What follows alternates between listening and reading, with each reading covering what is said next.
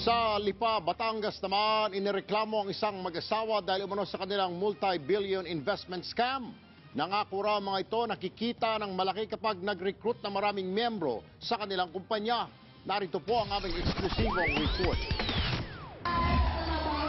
Halos mapuno ang harapan ng City Hall ng Lipa, Batangas kanina.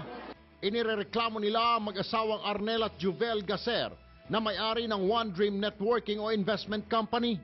Nasa 4,000 miyembro raw nito ang natangayan ng aabot sa halos 2 bilyong piso.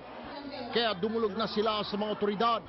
Ang mga tao po na ito ay nandito, nagbabaka sakali na mabawi ang pera nila. Sa halagang 888 pesos, posibleng kumita ng higit 1,000 sa loob ng 4 na araw. Kapag mas marami ang na-recruit, mas marami ang kita.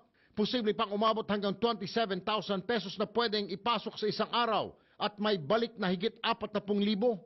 Isa sa mga naingganyong sumali si Naima Bakaraman. Hinikayat pa raw niya ang ibang kamag-anak. Naglagay kami ng naglagay hanggang sa umabot kami ng 1 milyon.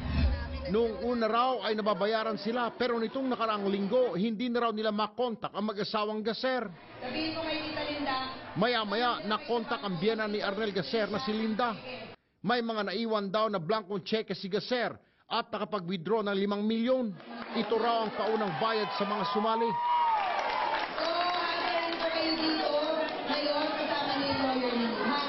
It's a good sign, at least for today, na meron pong maliit na perang na-withdraw from one account ng nung suspect na nawawala po. Pero hanggang kaninang hapon, hindi sumipot ang biyena na may-ari ng kumpanya. Ikinakasana ng mga nagreklamo at ng lokal na gobyerno ang kaso laban sa mag-asawa. Pinuntahan ng News 5 ang opisina ng mag-asawa pero sarado na ito. Napag-alaman naman ng News 5 na ang permit ng nasabing kumpanya ay para lamang sa pagbebenta ng detergent. Umaaksyon, Erwin Tulfo, News 5. Be sure to come back. News 5 everywhere. Copyright 2015.